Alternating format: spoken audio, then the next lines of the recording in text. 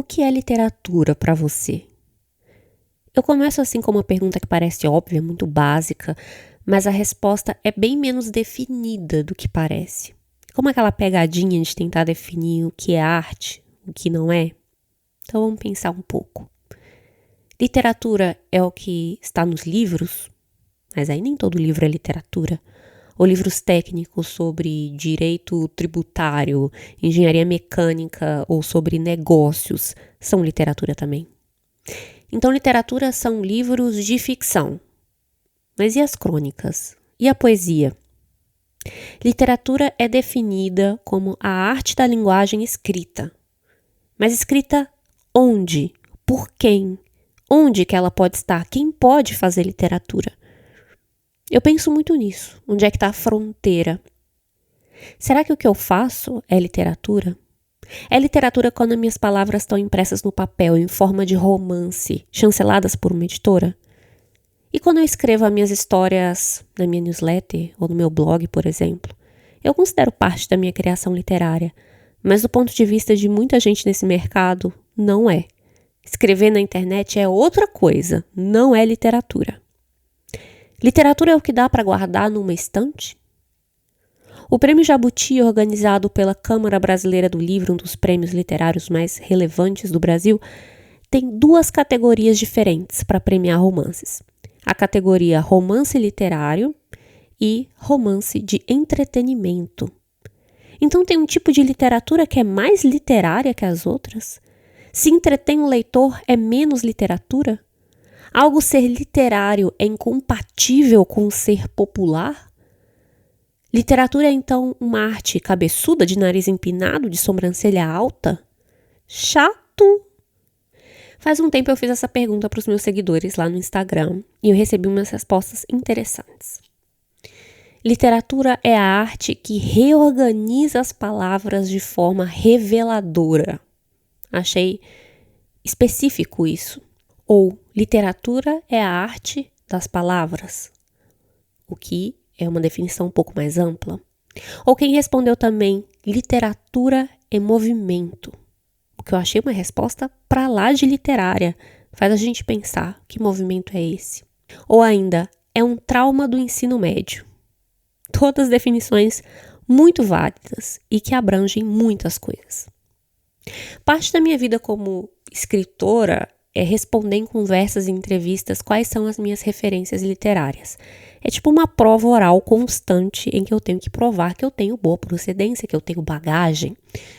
Mas é mais um joguinho de dropping names, né? De empilhar nomes de autores para mostrar que eu sei, que conheço os grandes nomes. E eu acho esse um jogo muito chato, porque, primeiro, a memória falha, dá um branco, não vou lembrar de todo mundo. E depois é que eu já falei nas minhas referências outras milhares de vezes. E os nomes também vivem mudando. E o que eu comecei a perceber é que essas minhas listas não se limitam a nomes de escritores. O que eu escrevo recebe influência de pessoas de diferentes áreas. Com frequência eu cito pessoas do teatro, dos quadrinhos, que para mim é uma forma de literatura, do cinema, da música, até da ciência. As minhas referências não estão só dentro de um cercadinho, de um gênero. E os Racionais MCs estão entre elas. Os caras fazem rap, sim, mas eles me inspiram muito pela forma que usam a música para contar histórias. É puro domínio de narrativa e com um conteúdo de crítica social muito potente. A narrativa como uma lente para a gente olhar por um ângulo bem específico para a nossa sociedade, para a nossa realidade. O que é literatura? Bem, hoje vai ser um pretexto para a gente falar de Racionais. Eu sou a Aline Valek e você está ouvindo Bobagens Imperdíveis.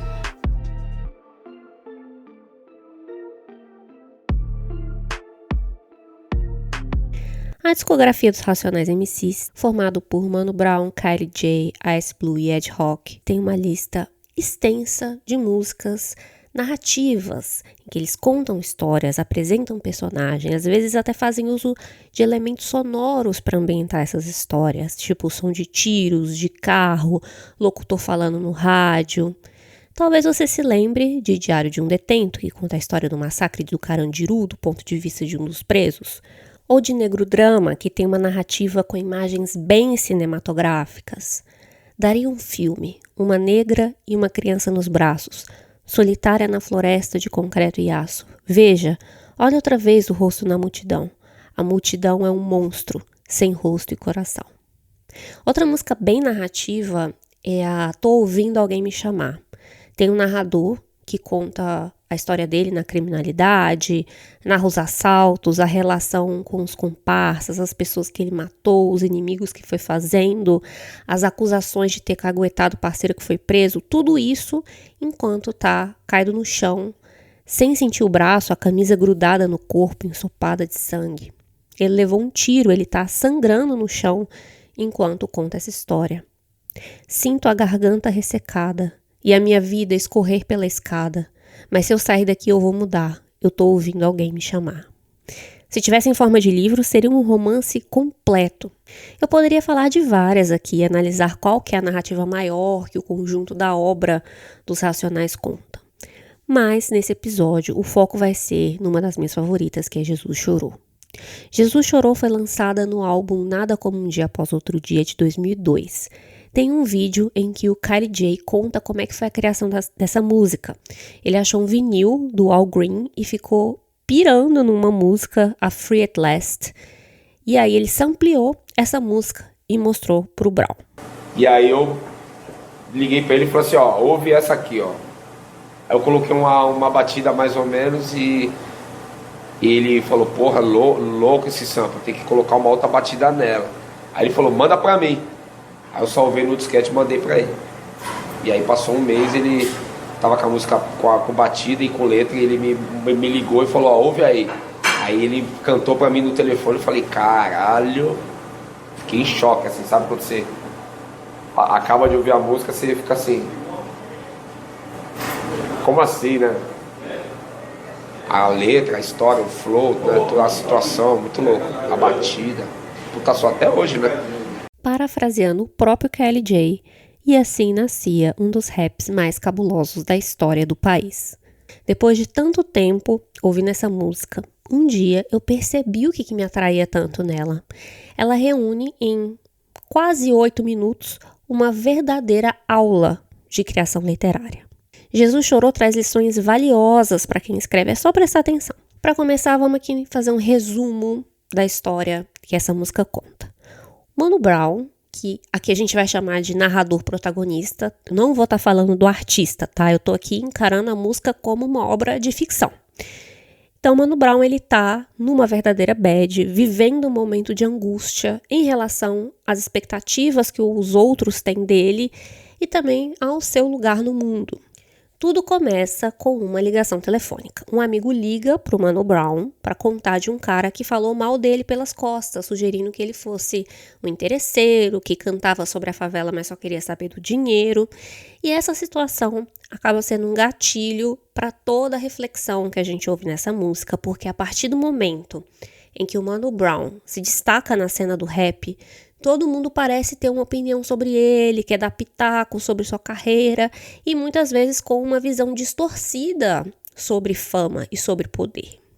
O Mano Brown está cercado de inveja e de maus conselhos, mas tenta se agarrar aos seus princípios, ao seu propósito como artista. E aí o choro vem como uma forma sincera de se expressar diante dessa enorme pressão e das eventuais trairagens, apesar de não ser o que se espera de um cara durão como ele. Então, lembrando que essa música é de mais de 20 anos atrás, então essa música subverte um pouco o estereótipo do homem negro, né? Da sensibilidade que o homem negro pode ter. E aí, então, ele lembra que homem chorar não deveria ser algo ruim, porque até Jesus chorou. E o que Racionais pode ensinar sobre fazer boa literatura? É o que eu vou tentar destrinchar aqui, sempre a partir da leitura e da interpretação da letra da música, tá? Então, vão comigo, vamos às lições. Lição 1. Início cativante. As primeiras páginas de um livro são fundamentais para o leitor decidir se mergulha ou não na história. Um bom início dá o tom do que o leitor vai encontrar. O início do primeiro livro da série A Torre Negra, de Stephen King, é um bom exemplo. O homem de preto fugia pelo deserto e o pistoleiro ia atrás. Aqui a tradução é do Mário Molina. Você veja que essa frase, ela pinta um cenário bem claro. Tem um sujeito, tem um cenário, tem uma ação acontecendo e tem um objetivo. Então, essa frase bem simples, ela consegue resumir toda a perseguição que é baseada a trama do livro inteiro. E como não lembrar também de Kafka, em A Metamorfose, com aquele início icônico, aqui na tradução de Peter Rissati. Quando Gregor Samsa, certa manhã, despertou de sonhos intranquilos, encontrou-se em sua cama metamorfoseado em um inseto monstruoso. Contida na primeira frase, a gente já vê a premissa básica da história entregue sem burocracia. Um cara que de repente acorda e se vê numa situação absurda. Outro exemplo que me vem aqui na cabeça agora é a primeira frase do 100 Anos de Solidão, do Gabriel Garcia Marques, que eu vou ler aqui na tradução do Eric Nepomuceno. Muitos anos depois, diante do pelotão de fuzilamento, o coronel Aureliano Buendia havia de recordar aquela tarde remota em que seu pai o levou para conhecer o gelo. Mano, o que tá acontecendo? Você vê que a gente já começa o livro numa cena que deixa muitas perguntas no ar, né? Quem é o coronel Aureliano Buendia? O que ele fez para estar diante de um pelotão de fuzilamento? E por que ele vai se lembrar justamente do dia em que o pai dele levou ele para conhecer o gelo e que é aí que começa a história a partir dessa memória, né? Então veja que nesses exemplos a história vai começar exatamente em um ponto de tensão concentrada, né? Com imagens muito poderosas. Já joga o leitor dentro de um cenário com detalhes concretos onde o pensamento vai se agarrar. E em Jesus Chorou a gente vê isso acontecer também, quando o Mano Brown começa a narrativa dele materializando o pensamento do ouvinte ao redor de algo concreto e bastante familiar, uma lágrima. E aí os versos, talvez um dos mais bonitos da música brasileira. O que é, clara e salgada, cabe em um olho e pesa 1 tonelada, tem sabor de mar, pode ser discreta, inquilina da dor, morada predileta. Esse também é um ponto onde a tensão está concentrada na história. Então, a gente já começa, a gente é apresentado a esse personagem, a esse cenário, a partir de quase uma cena em close, onde a gente vê essa lágrima densa, pesada, escorrendo pelo rosto pardo do profeta. Por que ele está chorando? Uma lágrima pressupõe um motivo. E descobrir por que aquela lágrima aparece logo no início é um baita apelo para conquistar o interesse do ouvinte ou do leitor. Começar de onde a história realmente começa. Parece algo óbvio, mas não é todo mundo que consegue fazer. Há autores que se perdem em preâmbulos, introduções, na necessidade de explicar o cenário, o passado dos personagens, antes de chegar ao que de fato interessa. O Mano Brown não, ele começa exatamente da lágrima que cai, do motivo dessa história estar sendo contada. Os porquês ele desenvolve aos poucos, mas aí a nossa atenção já está com ele. Lição 2. Boa construção de personagens. Ai, quem me conhece sabe. Eu sou muito da escola do Stephen King quando a questão é colocar personagens no centro. Como ele escreveu no livro sobre a escrita, a história advinda do enredo está propensa a ser artificial. Eu gosto de colocar um grupo de personagens em algum tipo de situação desagradável e vê-los tentando se libertar. Sim, o trabalho do escritor é ser um sádico, arrumar formas criativas de fazer os personagens sofrerem. Há os escritores que não abrem mão da trama, um esquema narrativo bem amarradinho, com etapas pré-estabelecidas, a necessidade de plot twist, de surpresinhas bem distribuídas ao longo da história, porque o leitor estará ali para ser surpreendido, certo? Não, porque nem sempre. Mas a trama, por si só, ela se transforma numa sequência burocrática de ações se não há um personagem com vida no meio de tudo isso. Às vezes, lendo um livro ou assistindo um filme, dá para ver com muita clareza a estrutura da história, né? As engrenagens aparecem. Tipo, isso está acontecendo porque é a quebra para o segundo ato. Beleza, agora é a hora da perseguição que tem que ter mais ou menos depois de 20 minutos de filme. Ou então, agora o herói está fazendo isso porque que ele tem que passar pela aprovação. Aí viram checkpoints que o personagem é obrigado a passar, porque o escritor ou o roteirista definiu assim para a história chegar onde ele quer. Todas essas estruturas que são muito conhecidas por quem escreve histórias, né, a jornada do herói, a jornada da heroína, a estrutura clássica em 3 atos, Save the Cat, etc, etc.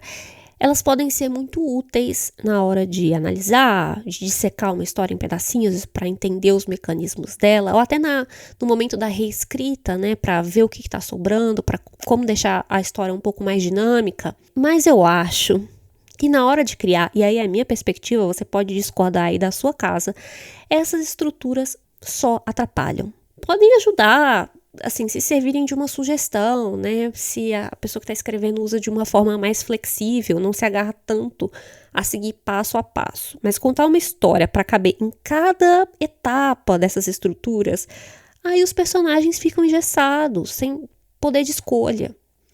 E é isso que orienta as minhas preferências na escrita e na leitura. Eu me interesso pelos personagens, pelo que fazem, pelo que pensam, nas dinâmicas que estabelecem entre si, pela forma que eles refletem pessoas que eu conheço, ou sentimentos com os quais eu me identifico.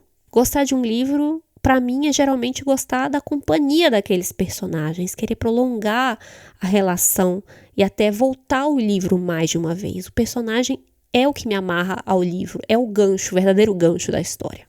O Antônio Cândido, no ensaio A Personagem do Romance, que está no livro A Personagem de Ficção, que eu recomendo muitíssimo, diz o seguinte: geralmente, da leitura de um romance fica a impressão de uma série de fatos, organizados em enredo, e de personagens que vivem estes fatos. É uma impressão praticamente indissolúvel. Quando pensamos no enredo, pensamos simultaneamente na vida que vivem, nos problemas em que se enreda, na linha do seu destino. O enredo existe através das personagens. As personagens vivem no enredo. Jesus Chorou é 100% personagem, o que é uma exigência da própria narrativa, que se trata do protagonista cercado de vozes que ficam ali tentando definir quem ele é, como que ele deve agir, né? E daí vem a angústia dele. Essas vozes são apresentadas ao decorrer da história com funções bem diferentes. Então, primeiro personagem, o motoboy de treta, que é o amigo com quem o Brown fala por telefone, que faz o papel de quem vai lá contar a treta para ele, o disse-me-disse. Tem o Patrício, que falou uma pá do Brown.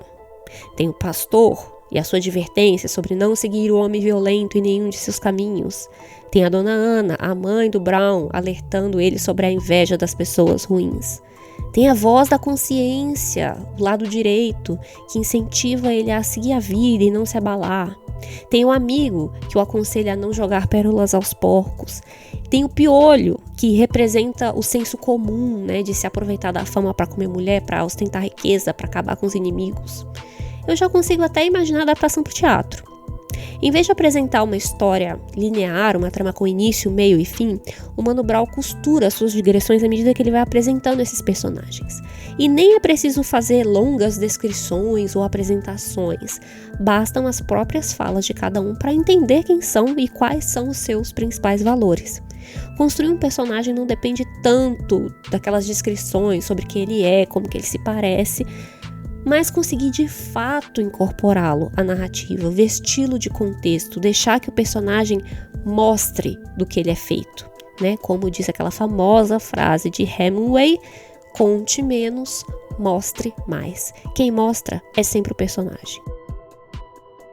Um exemplo disso na música é quando o amigo não só descreve como que era o cara que falou mal do Brown, como também ambienta toda a cena e se posiciona nela, usando a sua própria voz, a sua própria linguagem. Então, é o trecho que fala o seguinte: vai vendo, parei pra fumar um de remédio, com os moleque lá e pá, trafica nos prédios. Um que chegou depois, pediu pra dar uns 2, logo um Patrício, ó, novão e os carai. Fumaça vai, fumaça vem, ele chapou o coco, se abriu que nem uma flor, ficou louco. Tava eu, mais 2 truta e uma mina, num tem pra prata show filmado, ouvindo guina.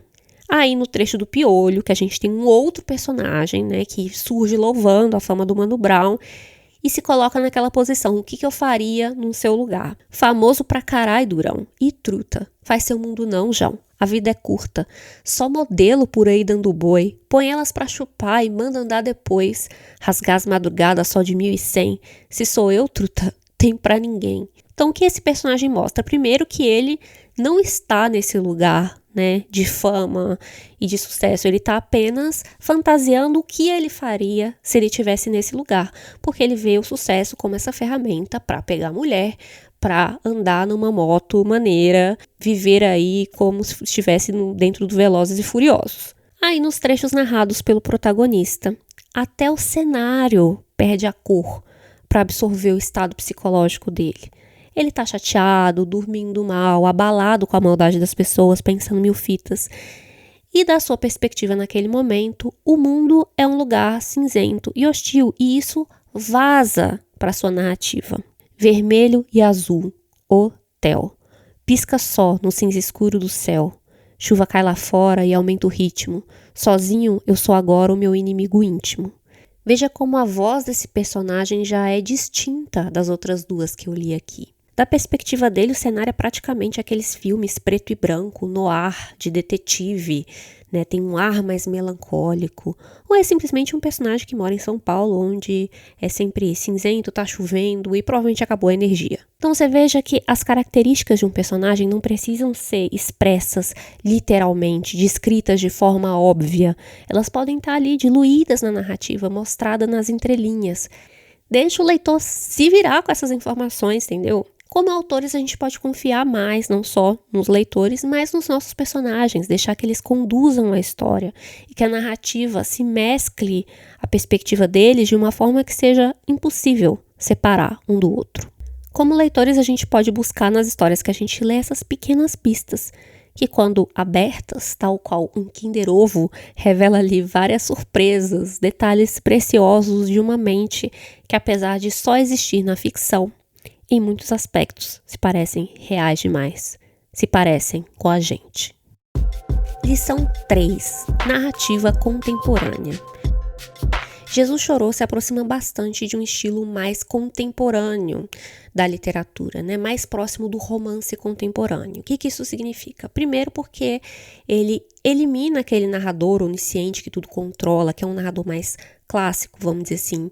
É aquele narrador que está observando de tudo de cima, que sabe coisas que o personagem não sabe, sabe o que ele está pensando, sabe até o que vai acontecer. E Jesus Chorou coloca a voz do personagem no centro, que é como que vimos aqui, o que na literatura recebe o nome de estilo indireto livre. Aí se prepara, que chegou o meu momento perna longa de batom de falar de conceitos literários. Bem, aí, em segundo lugar, ele se aproxima mais desse estilo porque ele abre mão dessa estrutura tradicional de início, meio e fim, ao contar uma história não linear, como se ele estivesse dentro da cabeça do protagonista no instante em que a lágrima cai. A forma que a história de Jesus Chorou se apresenta me lembra o fluxo de consciência, que é uma das características também do romance contemporâneo, e é uma técnica que busca simular esse processo caótico de pensamento, de associação de ideias e de manifestação do inconsciente do personagem no seu mais puro estado. A Virginia Woolf é bem conhecida por essa técnica. O romance Miss Dalloway é um exemplo bem ilustrativo disso. A Virginia faz isso bastante, de misturar o que está acontecendo ali na história, o que os personagens estão vendo, onde eles estão, mesclar as próprias reflexões internas, né, os diálogos internos que o personagem está tendo. A ideia do fluxo de consciência que se usa na literatura veio da psicanálise. O termo foi criado pelo psicólogo William James, que escreveu o seguinte: a consciência, então, não se afigura picada em pedaços. Palavras como corrente ou trem não a descrevem apropriadamente. Não é nada articulada, ela flui. Um rio ou um fluxo é a metáfora pela qual ela é mais naturalmente descrita. Ou seja, a consciência flui como água. E aí Jesus Chorou se torna ainda mais sofisticada ao usar algo que se assemelha a um fluxo para falar de lágrimas. Jesus Chorou é uma imersão na mente do protagonista. É ele quem se lembra das conversas, dos conselhos que recebeu, da chuva que parece estar observando enquanto ele pensa em tudo isso.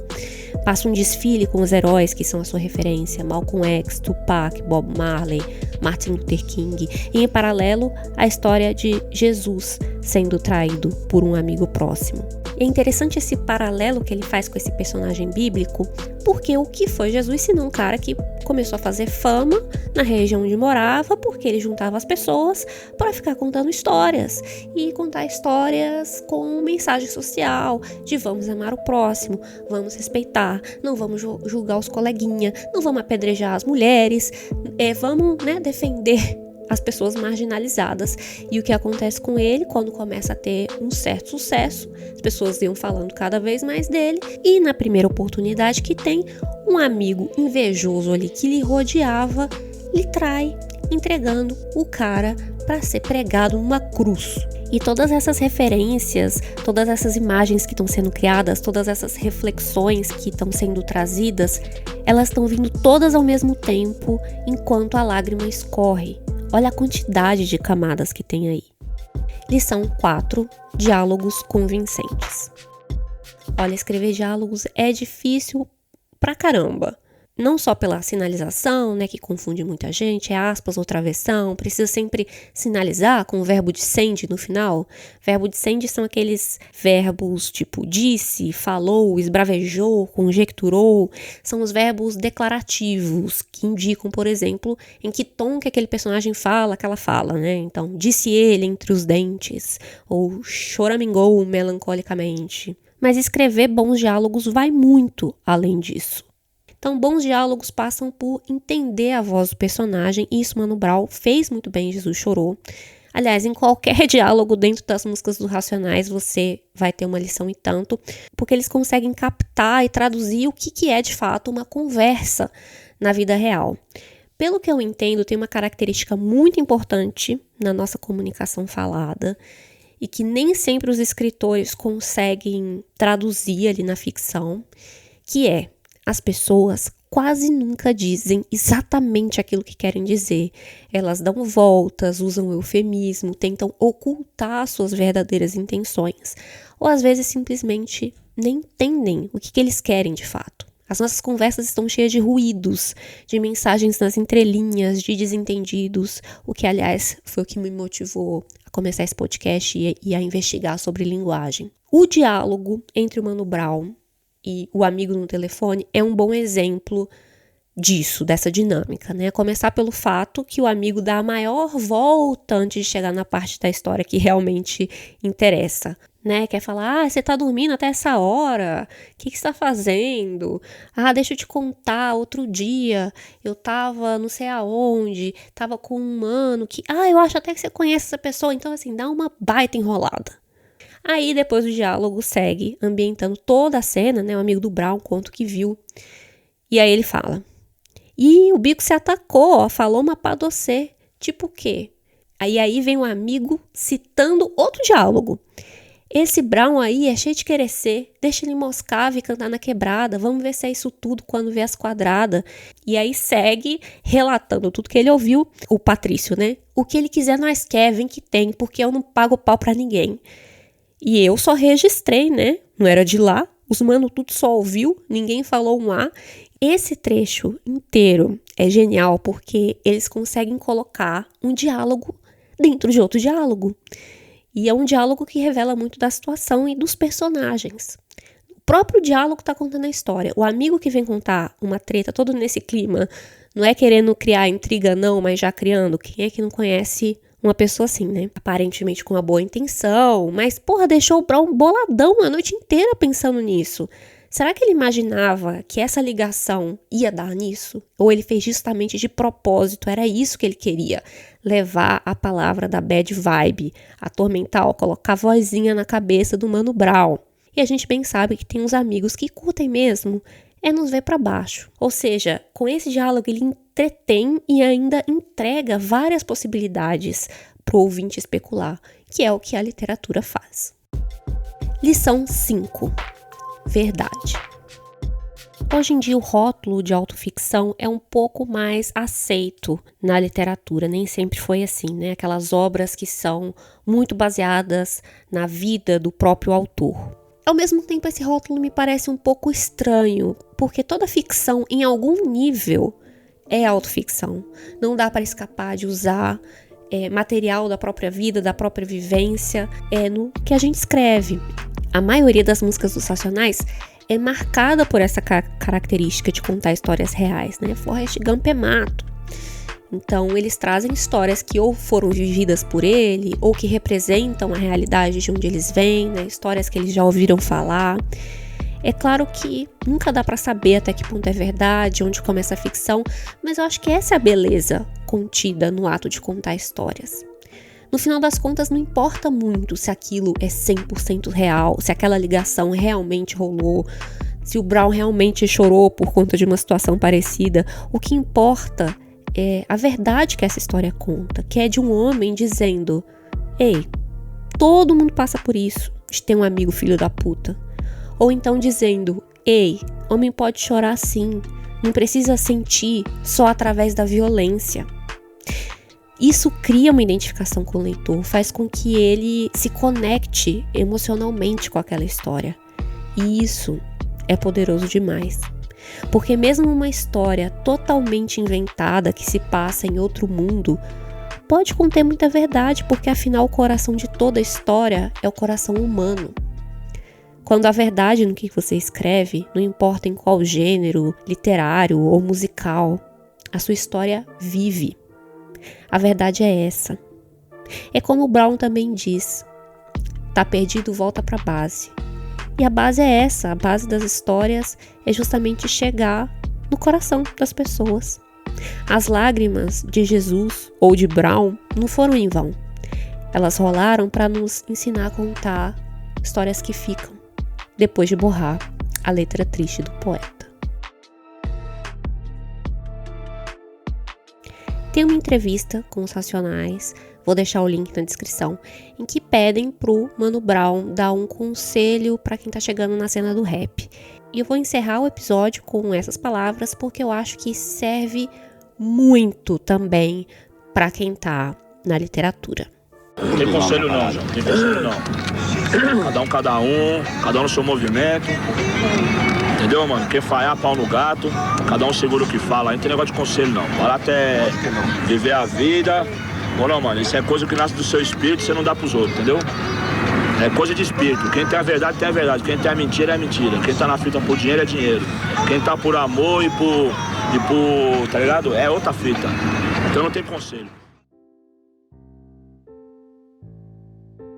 Bem, espero que eu não tenha cometido aí uma grande heresia ao borrar os limites dessa fronteira entre essas artes e ao trazer um pouco dos Racionais, que eu gosto muito, para esse meu cantinho aqui da literatura. E se você gostou do episódio de hoje, saiba que esse é um podcast 100% independente, feito por uma equipe de uma mulher só, que conta com o apoio dos ouvintes para se manter no ar. Então você pode saber como dar uma força e ter acesso aos extras do Valek Verso em apoia-se/Aline Valek. Com o valor de um pastel com caldo de cana, você já dá a maior moral e transforma esse valor em mais histórias para te fazer companhia enquanto você lava a louça, faz uma caminhada, pega um ônibus. E não foi por acaso que eu falei do pastel com caldo de cana, que é justamente aquilo que eu tô com mais falta de comer no Brasil. Bem, eu vou deixar o link na descrição e você pode me escrever e contar o que quiser, reclamar, isqueirar, sugerir outras análises musicais ou literárias que você gostaria de ouvir aqui. Só me mandar um e-mail para escreva@alinevalek.com.br. Muito obrigada por ouvir até aqui, um beijo e tchau, tchau.